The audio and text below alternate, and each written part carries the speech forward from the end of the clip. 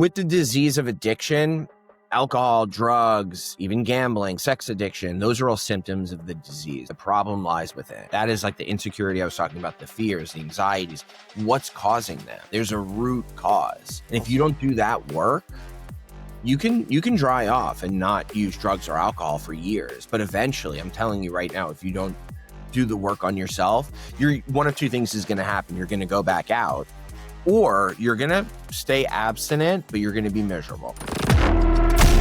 This is Rock Bottom with Ryan.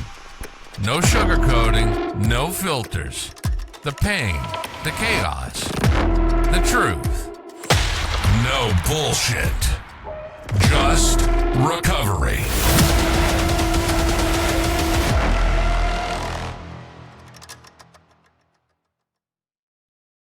All right, welcome to another episode of Rock Bottom with Ryan. I'm here with Kevin Lanning from Rise Above with Kevin Lanning. Kevin, how you doing? Good. I'm here with Kevin Lanning from Rise Above with Kevin Lanning. Thank you so much for having me. It's an honor, and you're on the rise, and anytime I can speak recovery, with anyone to help it, someone else, the struggling addict or alcoholic, it's truly an honor. So thank you for asking me to come on. Yeah, no, I appreciate it. It was really cool coming over to Florida to be on your show and be in your studio and see what you've been creating out of this podcast. You've become an inspiration for me, and I think a lot of other new podcasters, just watching how well you're doing and just learning a lot from you, just watching your episodes and keeping up with your show and seeing how you interview people. It's really inspired me to want to keep growing as a podcaster. So thank you. Yeah, no, I appreciate that, man. I appreciate that. And it's funny, like, I didn't expect my show to go as far as it's gone. And in the beginning, it was, and it still is, with every episode, just help one person. And I've been trying to keep that motto because obviously, as a podcast gets bigger, there are more opportunities that come about. And look, sponsorships, like, it's my full-time job, right? I have a family. So, well, I have a daughter. That's it.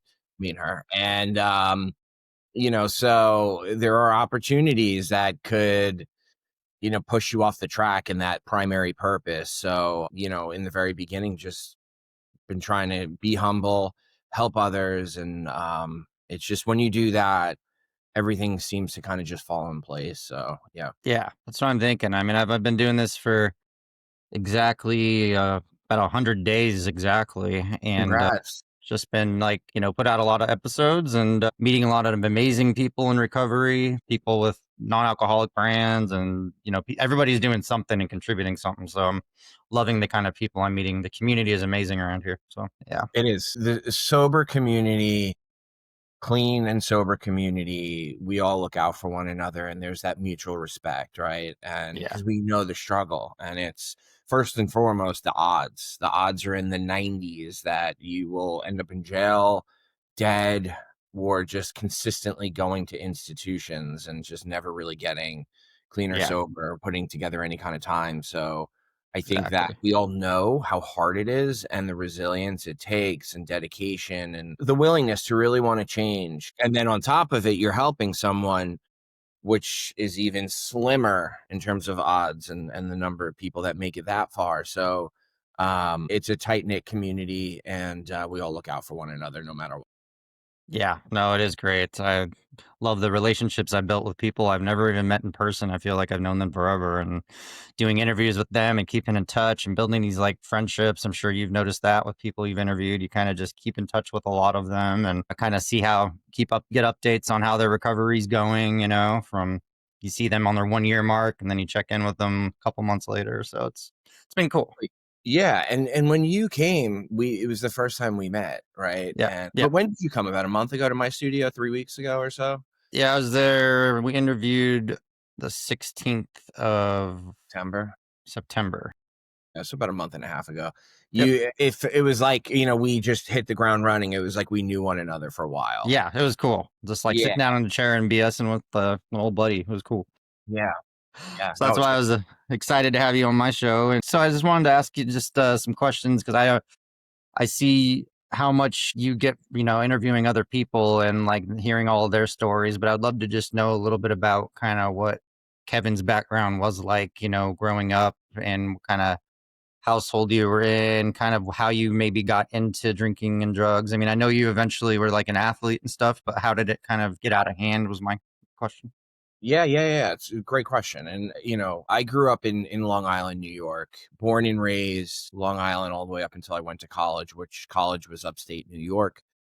Like you said, an athlete. I played football in college, and I grew up with two brothers. I was the youngest of three boys, and my father played sports. He was a standout athlete, and he didn't. My parents never forced sports or groups, just music or joining the choir, nothing like that. My parents were never forcing any extracurricular activities after school on us, but they were good role models in the sense that, or at least, giving, adult feedback in the sense that, like, you're not going to just hang out after school. Like, you're going to do something, you're going to stay busy. And that worked. It did work.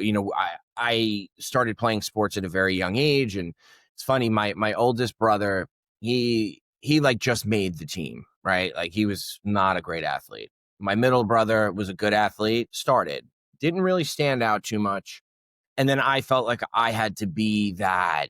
And it's crazy. There was zero like, I've done inventory on it. I've done work on it. There was no pressure anyone was putting on me. It was the pressure I was putting on myself, and like the fear of, like, I need to be the best. And I truly believe addiction, and we call it alcoholic thinking, like, necessarily doesn't have to do with alcohol, but it's just like that alcoholic thinking and fear of, like, not being good enough or accepted by my father, who was a standout athlete. Yeah. You So were a defensive back, right? yeah, I was a D-back in football, and then I was a defenseman in lacrosse, and then I wrestled when I was young. So I was I played three sports. So all year round, I was always playing sports. And then high school came, I didn't wrestle. I just did lacrosse and football, and it was a great upbringing. A lot of testosterone in the house, all boys. We were wild. My oldest brother was a good role model. He drank and smoked weed and whatever, but, like, he never got himself into trouble. My middle brother got himself into a lot of trouble, and he was wild. And I just watched what he got away with, and I was like, I can do the same thing. I can do that and get away with it. And I just watched him, and whenever he would get caught, I would just perfect it, right? So from an emotions and like feeling standpoint, my parents were polar opposite. My dad was like very clutch in tough situations, very mentally strong. And whenever we were going through something, he would just be like, all right, like, enough is enough. Like, this is what he was just on point, didn't really show emotion that much. And then my mom, on the other hand, was overly emotional. So I think, for me, I didn't really have a barometer, kind of like that equilibrium of No emotion. gray area. Yeah, no, yeah, just like that normalcy. It was either like, let's be a man and fucking power through it, or, in some situations, it was like my mom, like, being overly dramatic about something. And, Yeah. I remember there was always like this fear and anxiety growing up, and the competitiveness in the household that I grew up in. And there was no trauma, nothing crazy that happened in the household or to me. Or I remember the first time I got drunk, I was about 13 or 14 years old, and me and my friends split a 40. And the first time, we're young, and we had a sleepover at his house. And I remember just all those voices, those fear, anxiety voices that were going on in my head, just took a back seat.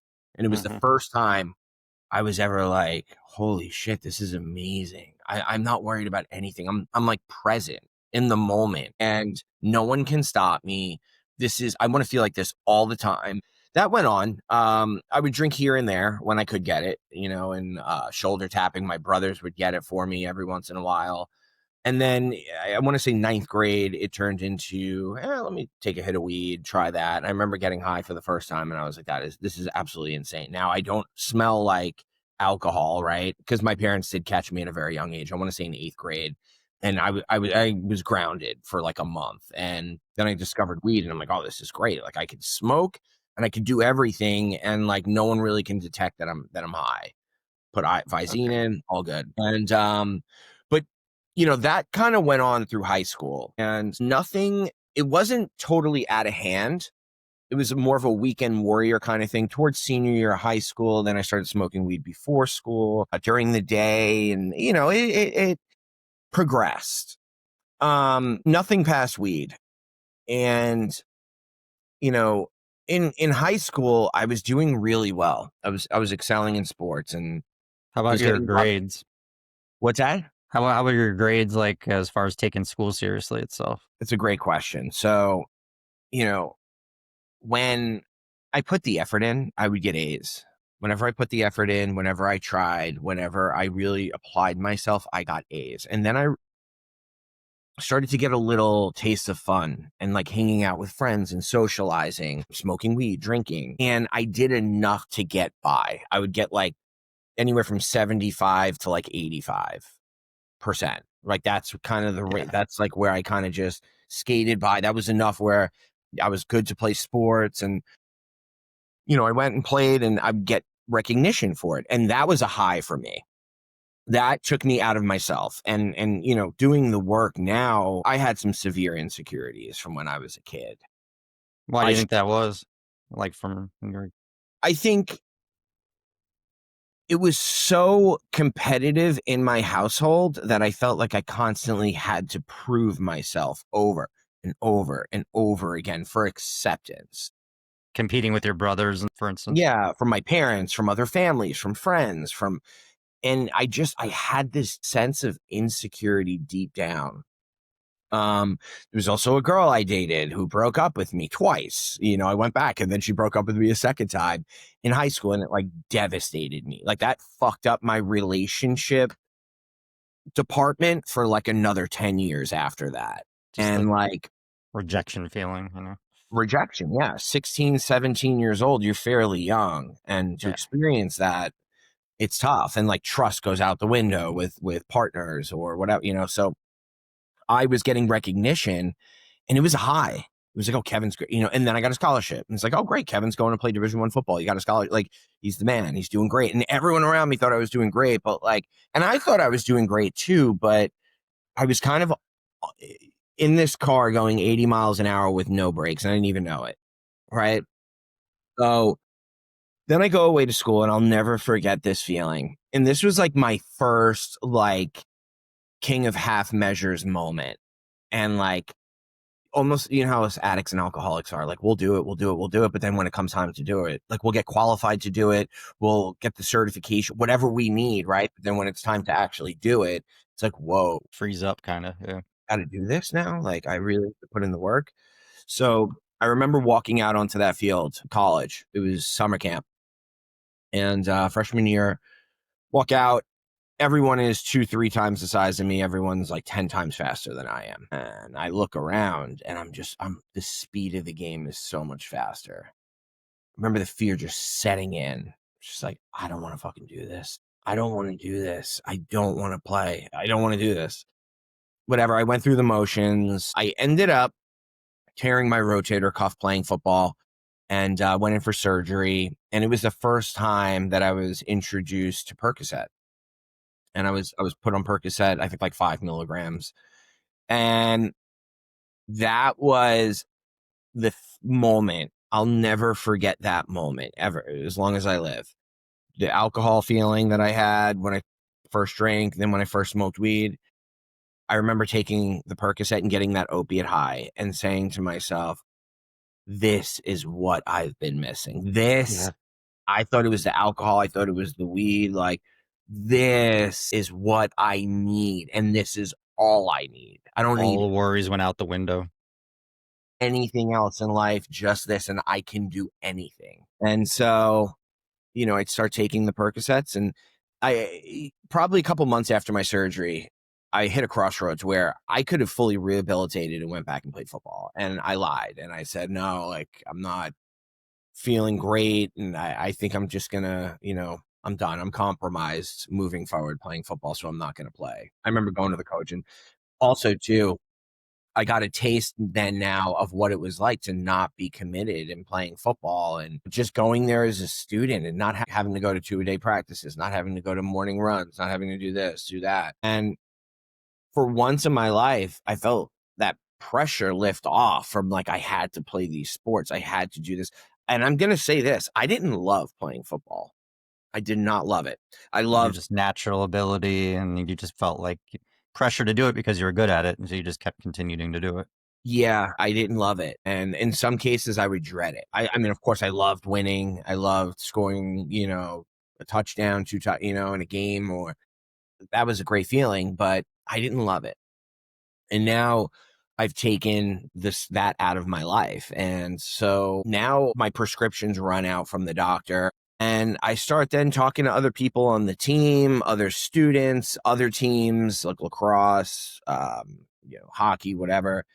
And I would just buy up anyone's Percocets or Vicodins that anyone had prescriptions. And I did that my whole, for probably up until like my junior year of college or no, sophomore year of college. So now someone introduces me to Oxycontin. I take my first 40 milligram Oxycontin. This is when the real OCs and 40s were around.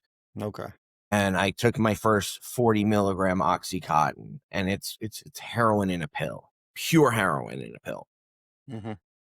And that's some psychotic thinking, like knowing like this is not going to be good, but I'm powerless. And like now I know I have to continue to take this because it's just amazing. And I want to feel like this all the time. So these pills also weren't cheap either. So now I'm in college and I'm out one night. I'm on like a mission to look for a get rich quick scheme because I am out of money. My parents aren't going to give me money. They're going to ask me what do I need money for? And I'm trying to come up with different ways to make money. And I meet this guy at the bar. He's the manager of my school bookstore. And we're talking. And I start giving him shit. I mean, as we all know, books are so expensive in college. And I was like, dude, where do they get their books from? Like, what website? Like, who's the originator? Like, who supplies the books to the bookstore? Let's go to them. We'll start our own fucking bookstore, quit the job, and we'll cut them out. And we'll take less margins than the school bookstore does. Because they would get a textbook for like $25 and then selling it for $200, right? He says to me, well, what if I told you that I have a key to the warehouse where they keep all their inventory and they don't record their inventory? They record it once they bring it over to the bookstore, the actual in the store. Yeah. So they just dump it all into this warehouse and then bring it to the store, and then they keep inventory. They keep stock. So it went from like a legal thinking thought, just kind of becoming a reseller, to, oh crap, I might have to break into a place. Okay. Yeah. Well, this guy had a key to that warehouse, and he said, what if I told you I have a key, and what if I could leave the door open on a weekend? And I was picking up what he was putting down. We exchanged numbers. I hit him up a week later, and I'm like, hey man, like I have all of these, I'm friends with all the other teams. I know probably like there's about 20,000 people that went to my university. So I probably knew about 1,500 to 2,000 people that I can like go up to and say, hey, do you need books? Like I know someone who can get them. And, word would spread. But so I connect with him and I said, listen, let's do 10 books and let's see how it goes. He had told me also at the bar that when you return them, it won't come up as stolen, because that book never went through the bookstore. So it won't flag. It won't even register whatsoever. But that does happen from time to time, and they're used to that. So I wanted to, in fact, see what he said was true. So I went up to 10 different people. I said textbooks only, cash, and whatever the book costs, it's half off. So if it's $200 textbook, $100 cash, it's yours. And I only do textbooks because obviously those are the most expensive. So I take 10 orders, I go there. He tells me kind of where everything is, and I get the 10 textbooks, bring them to my car, sell them to the people. This semester goes through. They sell them back at the end of the semester. No issues. I think call it $100 a textbook. It was about $1,000 that we made the first run. $500 for him, $500 for me. How much do you think your addiction was motivating the cash flow as opposed to just making money in general? 1000% it was my drug addiction and drug addiction only, because that's what the money was going to. I mean, listen, I'm not saying this. I grew up in a middle class home. My parents would give allowance here and there because I was playing sports and then I was injured. So they were helping me out. I did end up getting a job as like a busboy at a restaurant, but I had money for just essentials, like food, if I wanted to eat out here and there. Uh, it was 100% drugs.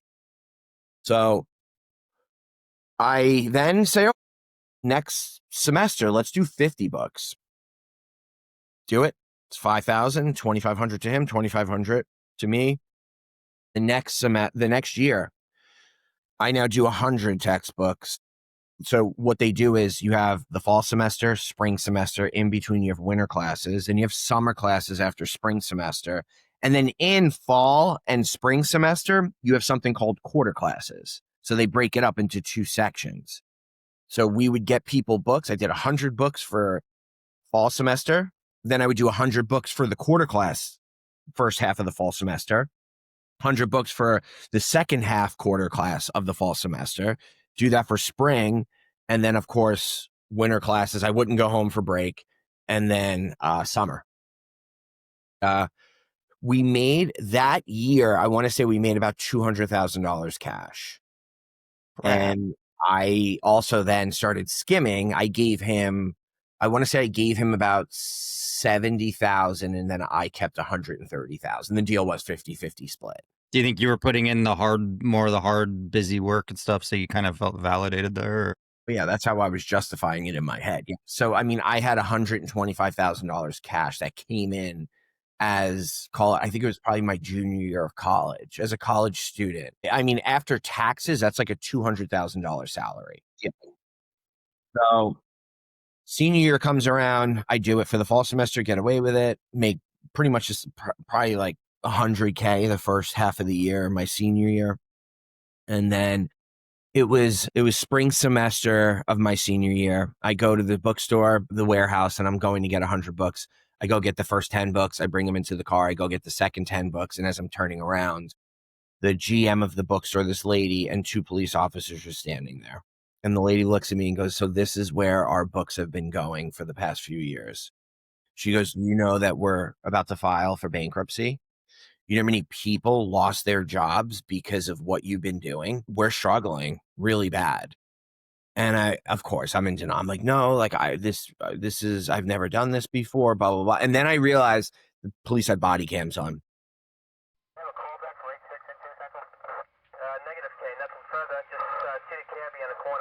I just stopped talking then at that point. And they didn't say a word. They handcuffed me, arrested me. They brought me in, they booked me. I have a call. I called my father and he goes, you did what?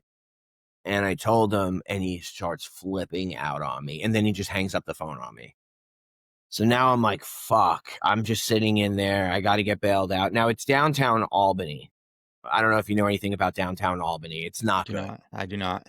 It's not good. It's bad. And, I'm just sitting in this holding cell. And if bail isn't made, then I'm about to get transported, arraigned and transported. So out of nowhere, a couple hours later, I get bailed out. My father bailed me out. I get out. Him and I talk. I get a lawyer.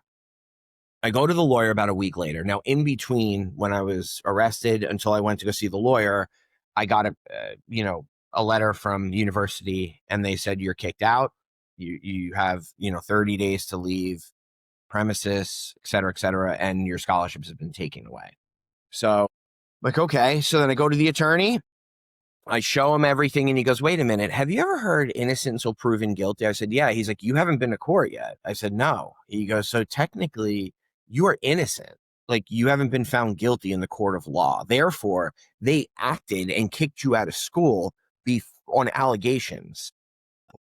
He said, I can do one of 2 things. We could probably just roll with it and file a lawsuit at the end. Or would you like me to call the dean and see if I can point out his mistake to him and see if we can work something out? I said, the latter, like definitely. I want to just act like this never happened. He calls the dean. A couple days later, I get a letter. You're fully enrolled back in school, and you're scholarshiped, with payment of schooling and whatnot. All charges ended up getting dropped. The university dropped all the charges against me. So then I go see the judge. I still had to go to court.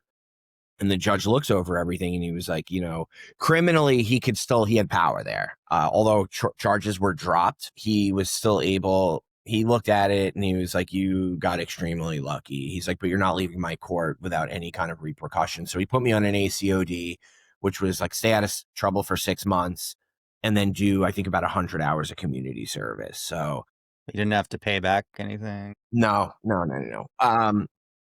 Well, I mean, listen, a spoiler alert, I'm sober now almost 8 years. And through the amends process, I make financial amends to them on a monthly basis. But so I share that story and I'm not sharing it egotistically. I mean, listen, it was an impressive, like the shit that I was doing. The entrepreneurial it was part of it's pretty impressive. No. It was. I'm not gonna, but let's be real. It's a scumbag move. And I'll tell you why. Well, we all know why, the obvious, but stealing from anyone is not good. But there were potentially moms working at that school bookstore who that was their only job, their only income, could have been a single mom with a child at home who was barely just getting by. Yeah. And she potentially got fired or let go because I was stealing money from the bookstore. Like, think about that. Like, that's a shitty thing. And I've done a lot of work on it. I used to take a lot of pride in that scheme. And no, I essentially was robbing from potentially single moms or people maybe even in worse situations. That's what it was. And, I share that because that was one of many things that happened in my story. I was constantly dodging bullets.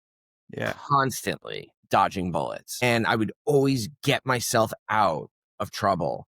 And listen, did I call my dad? Yeah, I did. My dad was always there. And he'd call me a little daddy's boy or whatever. But like, my father was getting me out of shit. If we have resources, we use them. I had my Nana bail me out of almost everything growing up.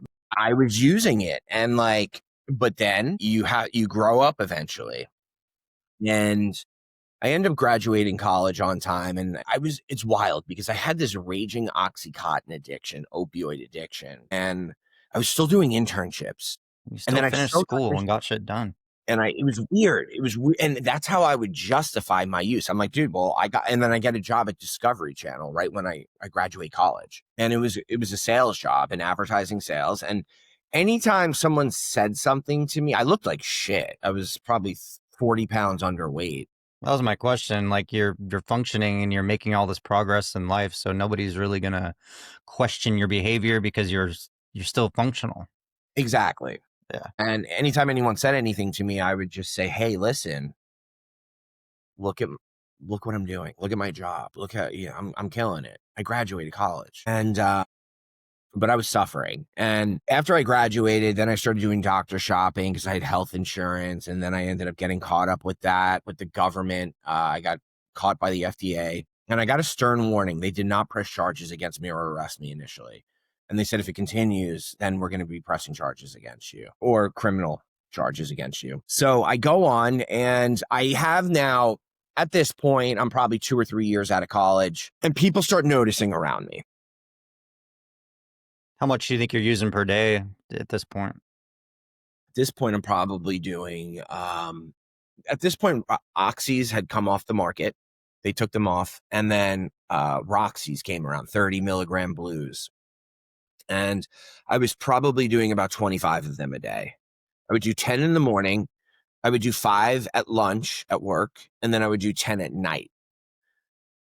And that was the height. It wasn't like that the entire time. I think at one point I was paying I want to say I was paying $750 a day. And again, that was not what it was my entire usage period. That was the height of it. It was probably like that for maybe a month or two where I was paying $750 a day, and it was insane. I was making good money at a job, but I wasn't making good enough money to pay that habit. I mean, that habit's insane. $750 a day.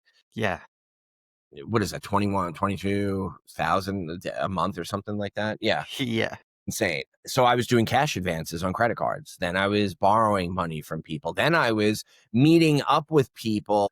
I'd be like, all right, I'm going to go do you want some? Yeah, okay. They would give me the money. I would go to fucking CVS, get like Blue Aleve pills, shave them off or something, and then give them those pills. And these are people that I know, right? So I'm going to be running into these people, and they'll call. And then I get that phone call 5 minutes after I meet up with them. Dude, what the fuck did you give me? This isn't real. And I'm like, oh my God, this is really dumb. This is what he gave me. I didn't even look at it. I'm sorry. And yeah, it was bad. Yeah. So I end up now starting to try to go to meetings. Like, my parents figure it out. My family figures it out. The girl I was dating figured it out. And then people started saying some stuff to me. And I'm getting 30 days, go to a meeting, get sober for 30 days, go back out, sober 60 days, go back out, sober 30. And this went on for a couple of years, and I could just never get the program. But it was because I wasn't taking all the suggestions, and I wasn't surrendering to the disease. I wasn't coming in and, doing the work, getting a sponsor. I wasn't doing any work on myself. I think that with the disease of addiction, alcohol, drugs, even gambling, sex addiction, those are all symptoms of the disease. The problem lies within. That is like the insecurity I was talking about, the fears, the anxieties. What's causing them? There's a root cause. And if you don't do that work, you can dry off and not use drugs or alcohol for years. But eventually, I'm telling you right now, if you don't do the work on yourself, one of two things is going to happen. You're going to go back out, or you're going to stay abstinent, but you're going to be miserable. And because you're still sitting there with those character defects and those flaws. And I end up going to rehab in 2013, March of 2013. Go away. I go to a sober living. I finally took a step back and I said, you know what? I'm done trying to drive the bus. I'm going to take the back seat and just start listening to people. And I did. I went away. I didn't want to go to sober living, but I was like, you know what? I need to stop doing what I want to do and listen to other people. Then I ended up going to sober living. I was in sober living for about 6 months and took a leave of absence from work. And I start going to meetings. I do a 90 and 90. I celebrate a year. I go through my steps in a 12-step program. In fellowshipping, all of my friends were in recovery. It was great. And like my homies, like my friends from when I was younger who still drank and smoke weed and do whatever, dabble, they understood. And I was friends with them from a distance, and I had to do that in the beginning. But then once I had a year or 2 years, then I started, talking to them again, because I grew up with them, and they're good friends of mine, childhood friends. So I stay sober for about 3.5 years. And at about 2.5 years sobriety, that's when I got to the financial amends. And I never made financial amends. I was like, I can make amends to people. I can go up to someone and say, I'm sorry, what can I do to make it better? But then when it came to like financial amends, like the school, there were other people that I stole money from that I had to, settle up with and get right with. I didn't do it. And I stalled. And then I stopped my steps. Then 4 meetings a week turned into 2 meetings a week, turned into I'm just going to go to my home group, turned into I'm going to go to my home group every other week. And then I had no program. And then I start sports betting. There's some gambling in the mix. Need that adrenaline junkie stuff, Yep. Boring. Life is boring now. I don't go to meetings. I'm not connected anymore. Life is boring and I need a little something. I deserve it. Because I built this great life. I ended up getting this new job, great job. I ended up marrying her. I met my wife sober in Turks and Caicos. And this is while you're a Google exec? No, I wasn't at Google yet. And this is when I was at AMC Networks. I was after Discovery, I went to AMC Networks, which was like Walking Dead, Breaking Bad, doing ad sales. So I start sports gambling. Then that turns into, and listen, I did not have money like this, but it turned into like $10,000 swings on a weekly basis. Like I would win 10 grand one week, then I would lose 10 grand, then I would win 20 grand, then I would lose 40 grand. Then I would, and you lose every time. Then my life got really fucking unmanageable. Then I get honest with everyone about my gambling. I stopped gambling. And then I'm in the gym and I'm working out at about 3.5 years sober. And I tear my rotator cuff again. I'm going for surgery. They put me on Percocet. Now my ex-wife, she's now my ex-wife. We have a great relationship today and a daughter that we co-parent. But at the time, she's from Finland and she didn't really know much about the opioid epidemic that was going on in the US and like Percocets and shit like that. Did it So cross your mind when they were prescribing it again to deny that because you were formerly an addict, or did you just not even I told hesitate? them, and I don't put any blame on them whatsoever. It was all me. And because I said to them, hey, listen, I'm an addict and an alcoholic. I had an issue with painkillers. I did say that, but then I also added on. But I go to meetings and they say, if you need it, you're the doctor. If you prescribe it, it's okay because I really will need it. Like I did not have to say that to him. And he prescribed me Percocets. And then we gave them to my wife at the time. And I made sure she gave me 2 every 4 hours. So it's 1 to 2 every 4 to 6 hours. I made sure she gave me 2 every fucking 4 hours on the minute. It turned into, I just spiraled out of control. Then I went back to the doctor behind her back and I said, I need a refill. They gave me a refill. Then I got another refill. I'm going to physical therapy and I'm breaking through the scar tissue. It's very painful. I need more. Then I went right back out and I went out for about 1.5 years. And things got out of fucking control really quick and things got really bad. This is February 18th, 2018. Your rock bottom moment? Yeah, my rock bottom moment. My sobriety date is the 19th of February, 2018. So I'm coming up on 8 years, but the I'd love day to hear before I that get sober, 24 hours. Yeah. yeah, the day I get sober, I get intervention by my entire family. Everyone just shows up, sits in the living room and interventions me. And I'm in denial. And I'm like, no, I'm good. Like, I know what I'm doing. Like, I'm good. And then I just break down and I have a moment of clarity. And I just surrendered there in that moment. And there was so much shame and guilt to go back to the meetings that I was going to prior. And I end up going back. And then I find another meeting. I find this men's meeting and I walked into this meeting and it was all old timers. Like and you know how it is with old timers. There's no shenanigans. It's real deal. No BS. No. I linked up with these guys and they were pretty serious at 30, 40 years of sobriety each. And I go in and they're like, you're going to put your hand up every day. If you're counting days, you're putting your hand up and sharing. I was like, okay. And it was this huge room of like 100 people, 100 guys, like executives, high functioning people that I could relate to because I was an executive at the time. I went in, I had to get a commitment and I'll never forget this.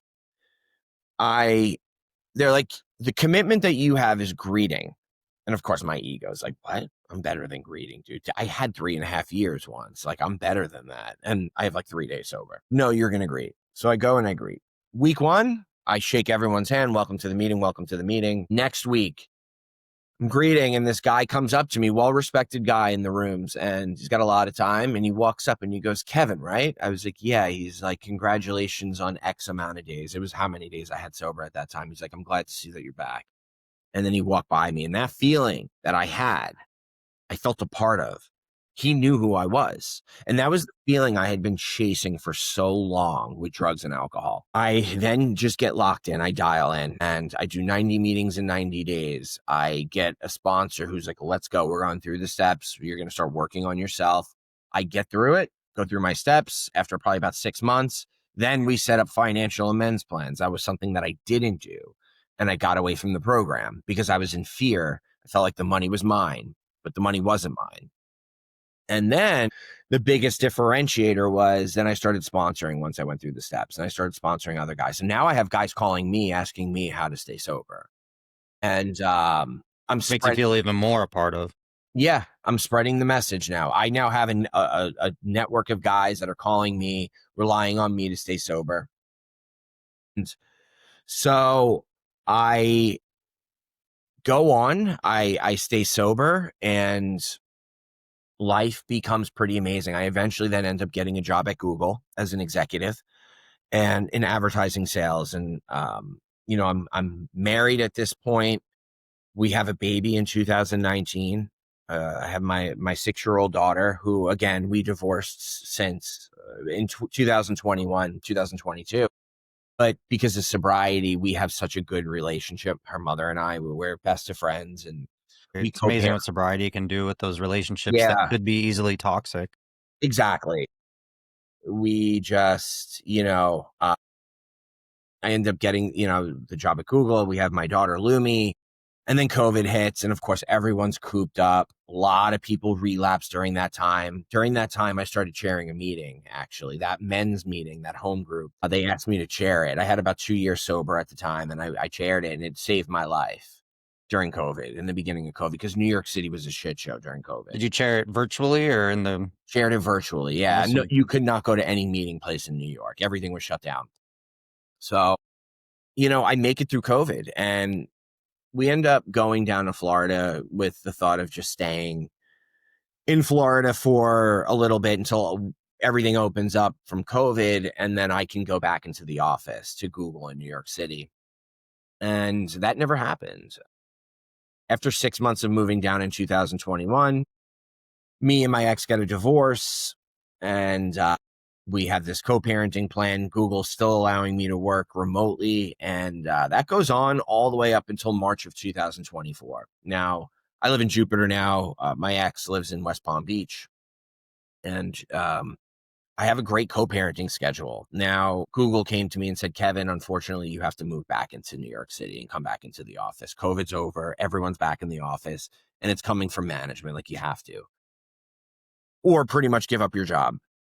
And so I did some thinking, and I said, you know what? This is the first time in my life I'm being granted an opportunity to bet on myself and see what I can do. And also, I want to be a full-time dad to my daughter. Well, half the time we split custody, but I'm not going to be living in New York and see my daughter one weekend out of the month. Like, that is just not okay with me. And she's my main priority. My number one job is a father to my daughter. And I think that thinking, that's selfless thinking. That was acquired in recovery. And I learned that from watching other people, how they operate their lives in meetings and their home lives, and they share. So I don't go. I said, you know what? I'm going to resign. And I ended up starting my podcast last year, Rise Above with Kevin Lanning. And it was starting from scratch. And, in the beginning, it was really tough, dude. I had this, bootleg studio where I was just interviewing people, not knowing what I'm doing. And all of the tools that I learned from sobriety, being consistent, asking people, how did they do it? And being humble, getting, equivalent to a sponsor in the program and in recovery, getting a mentor and asking them and running things by them to help guide you in your journey. In December, I ended up going viral out of nowhere. It was absolutely wild. And the podcast was ranked on Apple #2 in the US, which was really exciting stuff. It's an amazing show. I honestly, like, when I first started watching episodes before coming out to visit you, I had assumed it had been out for years and years, because it was just so on point, and just the amount of interviews you do and just the way it's set up. I just assumed, like, this guy's been doing it for a long time. It's like the Joe Rogan of recovery. Yeah, no, I appreciate that, man. That means a lot. I honestly, man, I quit my job and just made podcasts my full-time job. And I've been putting a lot of effort into it and consistent work. And Best gamble you ever made, it sounds like. yeah, it's been great. And life is beyond my wildest dreams, but I think it's the most important thing is it's giving back to the person who is struggling. And when I keep that up front, when I keep that the primary purpose of my podcast and don't get caught up with the money and don't get caught up with brand deals or whatever it is, I put that in the back seat, everything else falls into place. And those are like the ABCs of recovery, taking your will out of something and trusting in something else, whatever it is, that you'll be taken care of at the end of the day. And The it's been podcast, oh, sorry to interrupt. Does the podcast, kind of like it does for me, I just think, talking to people about recovery, hearing their stories and stuff. I mean, how much does working on the podcast, interviewing people, how much does that play a role in your overall recovery for you? It definitely plays a role. I don't let it substitute meetings and, 12-step fellowship work. Because we've also seen people that are in recovery with all this time, they stop going to meetings, but their job is something to do with recovery, and then they end up relapsing. I've heard of that. Because all, ego and stuff like that too. Yeah. So, Stay humble no matter what. It helps, but I separate the two. That's good. That's good. So what does a 24-hour period look like for you now? As far as one thing I'm trying to work on is time management, just in general, not just with the podcast. And I still go to a meeting every day. I pick up my 90-year-old friend and drive him to the meeting every single day. I chair a meeting once or twice a week. And but how do you handle time management with the podcast and maintaining your recovery?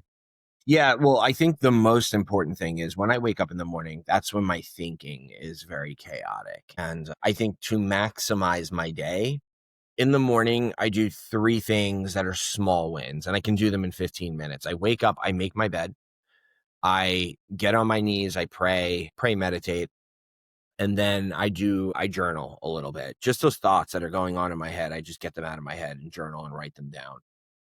Right off the bat, it clears my head and gratitude starts to kick in. And when I do those 3 things, my day is structured for the rest of the day. Do not go to a meeting every day. I go to about 2 or 3 meetings a week. I sponsor guys. I have 3 sponsees. I have a sponsor. It's structuring my day. It could easily get unmanageable, but I just stick to basics, man. I have a to-do list every day. I am podcasting. I am helping the sponsor of my podcast with growth strategy right now. Shout out Open Recovery. They're a sober companion app for people who are in sobriety, newly sober, looking to get sober.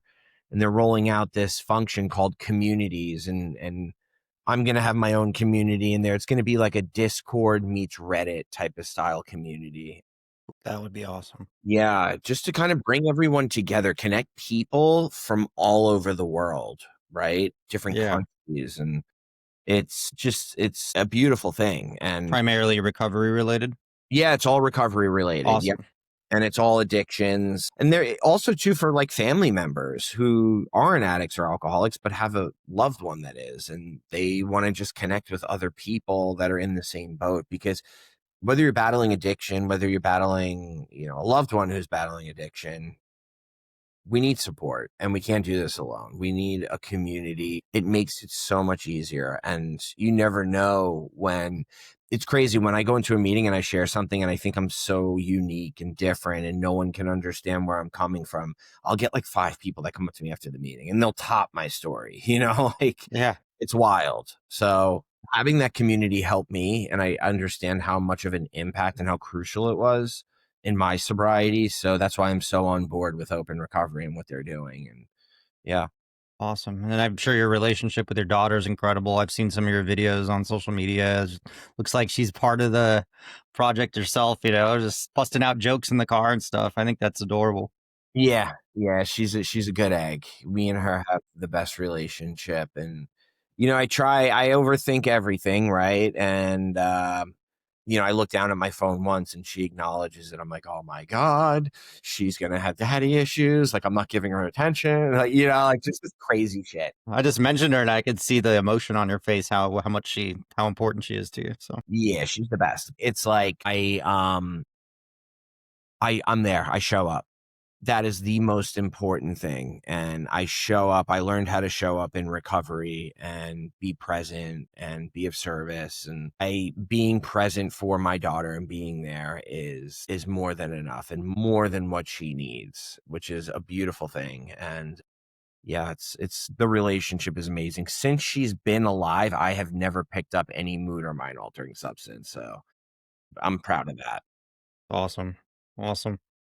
Really appreciate you sharing your story on my show, man. It's been incredible listening to you. So thank you. Yeah, of course. Thank you so much for having me, man. This is great. I love what you're doing. We all support one another in the podcast game, and it's cool to see that you're spreading the message, because I mean, the battle that we're fighting it's bad out there, and it just keeps getting worse and worse. And to have more people on our side is just amazing to see, and it's a beautiful thing, man. So thank It you for is. what you're doing.